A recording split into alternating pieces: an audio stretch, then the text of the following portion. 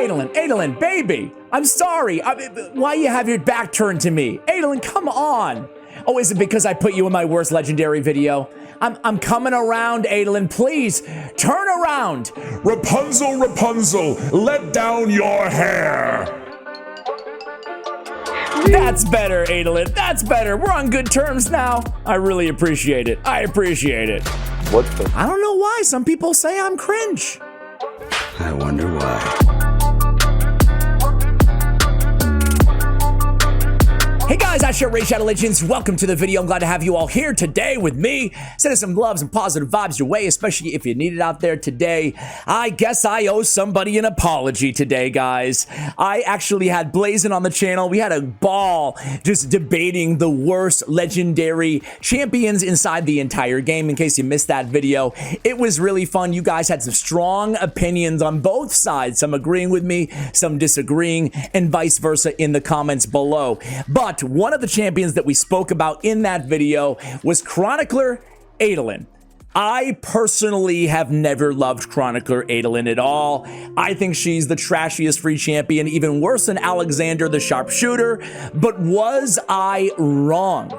Was I wrong? The reason I say that is because the day after that I uploaded that video, I saw Boozer, one of my favorite channels out there, free-to-play Boozer. He released a video, free login champion, unbooked, Adelyn the Chronicler. I'll have this, by the way, linked for you guys. Can solo Phantom Shogun 25. And I thought to myself, no way. Solo with Chronicler Adelyn? Well, that would be a great use case for her for pretty much every account. I'm the Executive Creative Director, Chief Buyer, and Lifestyle Coordinator. I'd say that's too much. Yes. One thing about that video is, and he even mentions it in the video, is that first of all, the fact that she can solo gives you guys an awesome opportunity. Get this out of here, mini mix pack. So number one, this gives you a great opportunity to farm while you're farming your extract, obviously farm food champions alongside Adelyn. But in Boozer's video, he put like some of his best gear on Adelyn, right? And I didn't want to use my best gear, so I modified the build and the team a little bit for you guys. And I have about 9 kind of strategy notes if you want to go ahead and make something like this possible on your account as well. I'm going to show you the team first. I'm going to give you the 9 kind of strategy tips as we watch the team. This is again Phantom Shogun Grove stage 25 here, okay? And I put Rector Drath on the same team, okay? It makes it a bit less gear intensive, obviously, to have Rector on the same squad. Not only for her heals on the A2, we're shutting the revive off. We don't need the revive. Not only for the heals on the A2, but also for that juicy decrease attack on the A1. It's really nice to have. So for that reason, we built Rector Drath and high resist. I'm going to show you the team setup really quickly here. So Adelyn is close to 300 speed. That's going to be one of the tips as possible. So I have her a little bit on the slow side. For that reason, it's been successful every time that I've ran it, but I think this slow, so to speak, at 259 is probably going to be a little bit too slow to get a 100% success rate on this run. Closer to 300, the better, okay? But we're going to go ahead and open up with the A3, her Writ of Sleep, right? Placing that sleep, and then we're not going to use it again, right? On Rector Drath, we're going to be opening up with the Scepter of Authority, and notably that we built her with enough to resist to resist the Enfeeble, of course, right? So 500 resist is going to be the target there as well, and the rest are just food, right? So we're not going to use her revive because her revive is just going to be reviving the food champions that we're going to be using to be more efficient on our accounts. Let's jump into the run and let me go ahead and give you guys the tips as we do here. So number one, War Master reduces the shade counter by the equivalent of the awakening. So I have 5-star awakening, for example, on Adelyn. 1 hit is going to reduce the shade counter by 5. So 2 hits off the A1 is going to reduce by 10. That's very notable, very important there. Number 2 is going to be Force Affinity Champions, right? You don't have to pair her with Rector Drath. Again, I would go ahead and tell you guys to absolutely check out Boozer's video, subscribe to him. He's an awesome content creator, and you can see him just pulling off the solo, no help needed at all, a little bit more gear intensive there, right? But if we are going to pair, it's going to be with a Force Affinity champion for stage 25 to have that positive matchup. Number 3, 5-star Awakening Awakening or higher recommended for both Adelyn and the support champion that you choose to go alongside her. Number 4, whatever number I'm on right now, having Retaliation or Avenging can help because it counterattacks will obviously lower the boss's shade counter as well. Next, presets are really important, at least for the initial part of the run. Boss can RNG one-shot the team if it double crits, so note that as well.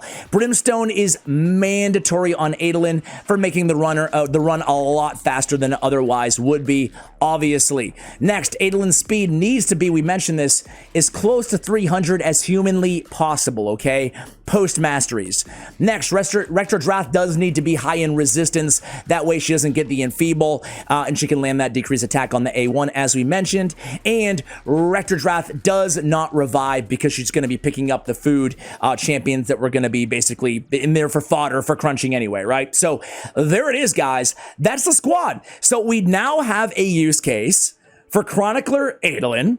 And I think it's a freaking good one, man. Like, all we need is something. I'm still not a fan of the champion. Let's be real here. Overall, I think she's a very, very uninteresting free champion, but at least everybody can get some utility out of her, or at least a lot of players can get some utility out of her, excuse me. Obviously, 5-star Awakening would be even better. Or 6-star would be even better. I have her at 5 here.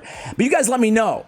This was a very, very controversial topic in the comments when I made this video all about the worst legendaries in the game. She was absolutely one of, a lot of people liked her and used her, and a lot of people were with me. They kind of really thought she was absolute trash. It might just be a testament to where you are in the game, where your account is, what needs you have, what teams you're building. And just how much money do you have, young man? It's the beauty of this game, really, that, every account's different, and what somebody's trash might be somebody else's treasure in terms of champions in this game. So you guys let me know.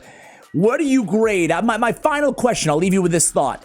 What is the letter grade on Chronicler Adelyn? Adelyn, tomato. What is your letter grade on this champion, guys? Let me know in the comments below. Overall, I think she's a D.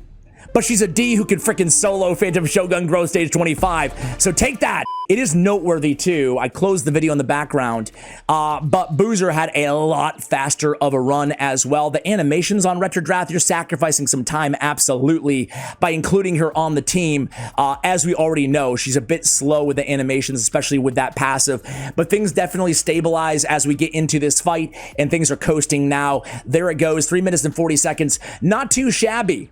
Chronicler Adelyn, not too shabby at all. Hey, you know what? Nothing better in this game than discovering a use case for a champion that you thought was absolute trash. Now she's just partial trash in my book. Why? With all apologies, Adelyn. So real quick, I'll show you the builds on these champions, guys. We have Chronicler Adelyn in Regeneration and Retaliation. If not Retaliation, then obviously Immortal is going to be the way to go, but Retaliation helps with the shade counters.